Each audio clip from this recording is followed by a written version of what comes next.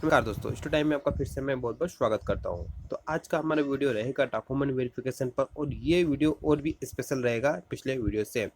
आपकी कुछ कमेंट्स आ रही थी शपथ पत्रों को लेकर, मेरी सर्टिफिकेट को लेकर और कुछ भी अन्य प्रकार के सर्टिफिकेट को लेकर।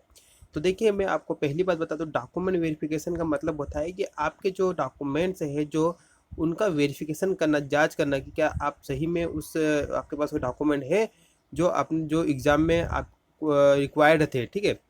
तो उनकी सिर्फ एक जांच होगी, ना कि किसी प्रकार के सर्टिफिकेट की मांग करना।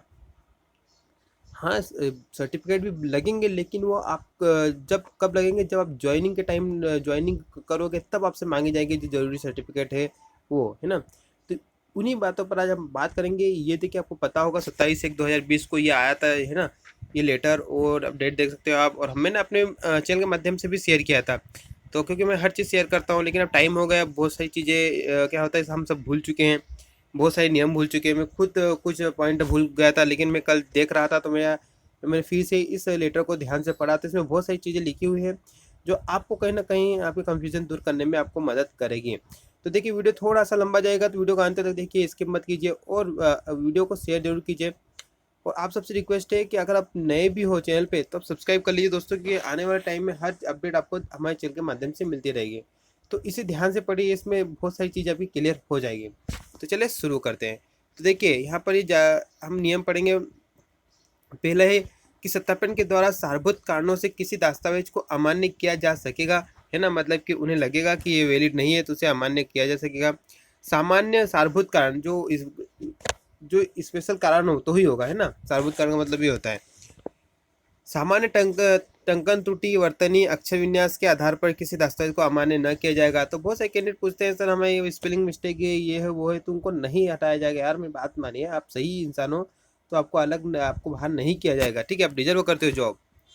विवाह के कारण होने वाले उपनाम में होने वाले परिवर्तन के आधार पर किसी दस्तावेज को अस्वीकार नहीं किया जाएगा। और ये भी बहुत बार पूछा जा चुका है कि सर हमारी शादी हो चुकी है, हमारा सरनेम बदल चुका है, हमारे माता का नाम है नहीं, कि सर्टिफिकेट में, किसी सर्टिफिकेट में पिता का नाम नहीं है, तो क्या इन चीज़ को नहीं ध्यान में दिया जाएगा, है ना। आगे इसी प्रकार परंपरा के अनुसार पिता अथवा पूर्वजों के नाम उपनाम को आधार बनाकर दस्तावेज को अस्वीकार नहीं किया जाना चाहिए।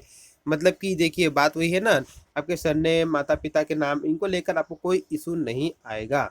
किसी भी प्रकार की विरोधाभासी स्थिति में वरिष्ठ कार्यालय से आवश्यक मार्गदर्शन प्राप्त किया जा सकेगा। मतलब कि ये बात इसलिए लिखी गई है कि अगर डॉक्यूमेंट वेरिफिकेशन में जो अधिकारी है उनको अगर किसी प्रकार डाउट हो रहा है कि नहीं ये फर्जी है, या फिर किसी प्रकार कोई प्रॉब्लम आ रही है ना, तो वरिष्ठ कार्यालय में आपके केस को वरिष्ठ कार्यालय में भेज सकते हैं। लेकिन फाइनली अगर आप सही हो, आप अपनी जगह पर सही हो, तो आपको किसी भी सूरत में बाहर नहीं किया जाएगा। अगला देखते हैं। पीवी द्वारा आयोजित शिक्षक भत्ता परीक्षा 2018 हेतु परीक्षा द्वारा ऑनलाइन आवेदन में की गई जन्मतिथि की प्रविष्टि कक्षा 10वीं 12वीं उत्तीर्ण की अंक सूची से भिन्नता पाई जाती है, तो उस अभ्यर्थी की कक्षा 10वीं 12वीं उत्तीर्ण की अंक सूची में अंकित जन्मतिथि मान्य होगी। मतलब कि आपकी जो 10th में जो जन्मतिथि है उसे ही माना जाएगा, 10th 12th में ना।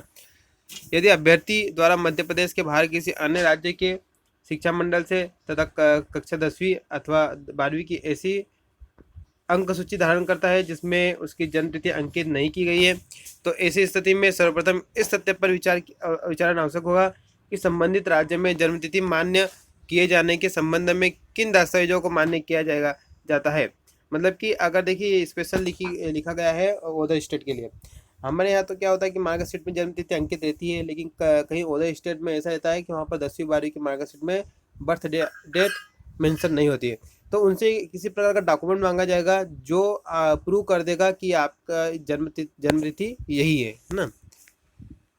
चलिए, इसी प्रकार 10वीं 12वीं अंक सूची प्रस्तुत न कर यदि अभ्यर्थी द्वारा किसी अन्य दस्तावेज के माध्यम से जन्म तिथि का प्रमाण प्रस्तुत किया जाता है, तो सबसे पहले उसकी मूल अंक सूची का अवलोकन कर यह सुनिश्चित किया जाना आवश्यक होगा कि उसकी अंक सूची में जन्म तिथि अंकित है अथवा नहीं। ये वही बात है जो मैंने आपको बता दी।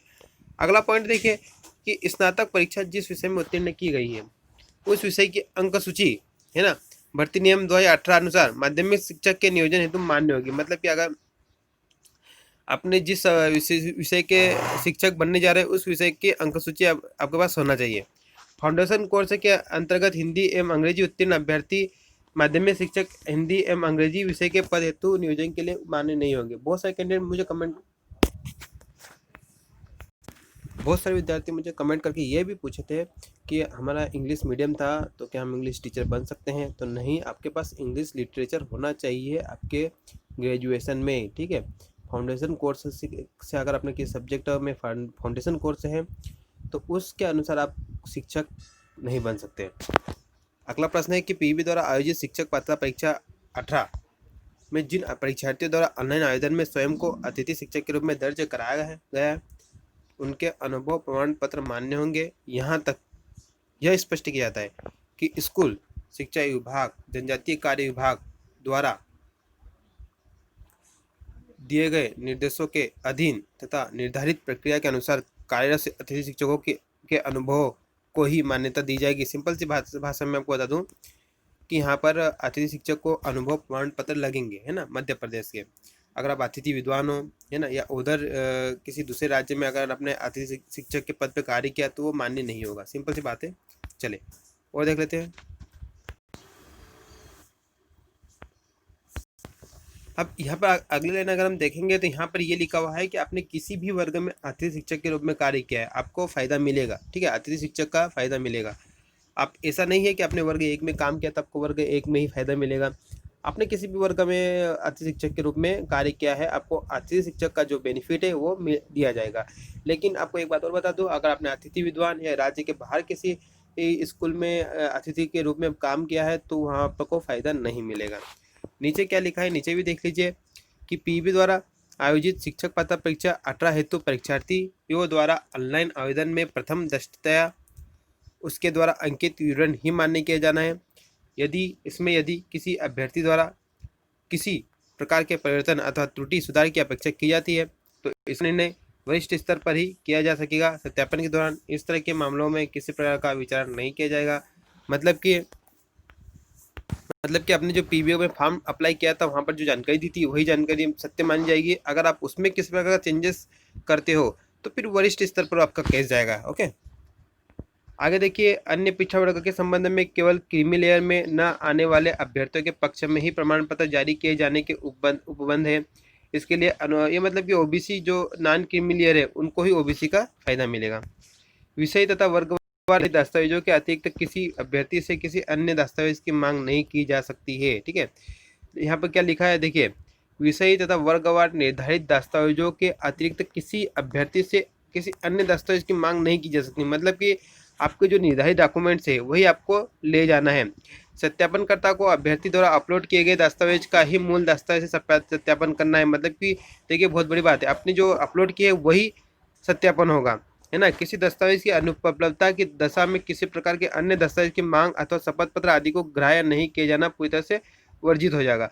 मतलब कि अगर आप जो अपने डॉक्यूमेंट अपलोड किए अगर आप वो ले नहीं जाते वहाँ पर, है ना, और वहाँ पर आप शपथ पत्र देते हो कि मैं डॉक्यूमेंट नहीं लाया, मेरा शपथ पत्र ले लीजिए, तो वो वर्जित रहेगा, आपको बाहर कर दी जाएंगे और किसी अन्य दस्तावेज की मांग भी नहीं की जाएगी, ठीक है। अब देखिए, अब अगला पॉइंट देखिए, बहुत ही इंपॉर्टेंट है। एक बार मुझसे पूछा था, सर हमको ये विवाह संबंधी सर्टिफिकेट, जीवित संतानों आदि के संबंध में शपथ पत्र, वचन पत्र आदि कब लिए जाएंगे? नियुक्ति की प्रक्रिया के दौरान लिए जाएंगे, ठीक है। इनका सत्यापन से कोई संबंध नहीं, क्योंकि ये क्यों सत्यापन थोड़ी ना है, ये तो आपका सर्टिफिकेट है। आपसे जो जो सत्यापन किसका होता है? आपके डॉक्यूमेंट्स का होता है, ओरिजिनल डॉक्यूमेंट्स का होता है। और शपथ पत्र और ये कोई डॉक्यूमेंट थोड़ी आपके ओरिजिनल, ठीक है, कि आपके एजुकेशन डॉक्यूमेंट हो, कुछ नहीं है। ये आपके स्पेशल एक्स्ट्रा में जो अगर कुछ है तब से शपथ पत्र या फिर वचन पत्र अगर आप दे रहे हो तो वो आपकी ज्वाइनिंग की प्रक्रिया के दौरान इन सर्विस के टाइम आपसे ले लिए जाएंगे। जब सर्विस करते रहोगे तब से मांग लिए जाएंगे, ठीक है।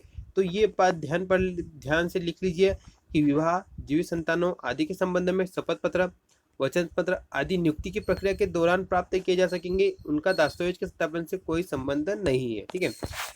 अगला पॉइंट देखते हैं कि यहाँ पर यह भी पुनः स्पष्ट किया जाता है कि मध्य प्रदेश शासन स्कूल शिक्षा विभाग द्वारा मध्य प्रदेश राज्य स्कूल शिक्षा सेवा शैक्षणिक संवर्ग सेवा शर्तें एवं भर्ती नियम 2018 के अनुसरण में अभ्यर्थी का नियुक्ति के संबंध में विज्ञापन जारी किए जाने के दिनांक अर्थात विषयांकित मामले में दिनांक 30/12 तक उपाधि धारित किया जाना अनिवार्य है। मतलब कि 30/12/19 तक आपकी जो क्वालिफिकेशन है आपके पास होना चाहिए, ठीक है। उसके बाद अगर आप क्वालिफिकेशन लेते हो 30/12/19 के बाद, तो वो क्वालिफिकेशन मान्य नहीं होगी। मतलब कि आपने जो भी डीएड बीएड जो भी ग्रेजुएशन किया है या फिर पीजी किया है, तो वो 30/12/19 तक कंप्लीट होना चाहिए, ठीक है। उसके बाद अगर आप किसी प्रकार की डिग्री प्राप्त करते हो तो वो वैलिड नहीं होगी।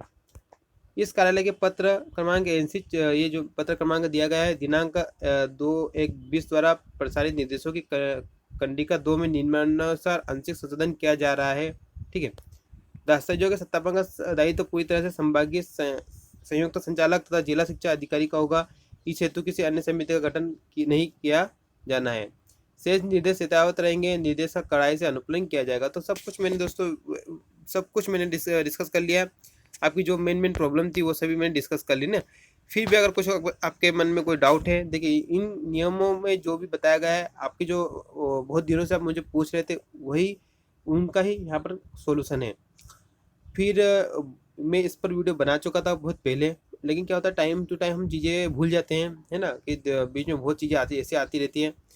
तो आपका और कंफ्यूजन मैंने इसमें दूर कर दिया है। मैंने स्पेशली इसको कल फाइंड आउट किया, है ना। तो चलिए मिलते हैं। और अब नए हो तो जरूर सब्सक्राइब करें, और कुछ कमेंट है तो पूछ लीजिए आप। फिर नेक्स्ट वीडियो में मिलेंगे। और शेयर जरूर करें दोस्तों। हर चीज़ में थोड़ी मेहनत लगती है, तो आपका भी सपोर्ट हमें ज़रूरी है। धन्यवाद।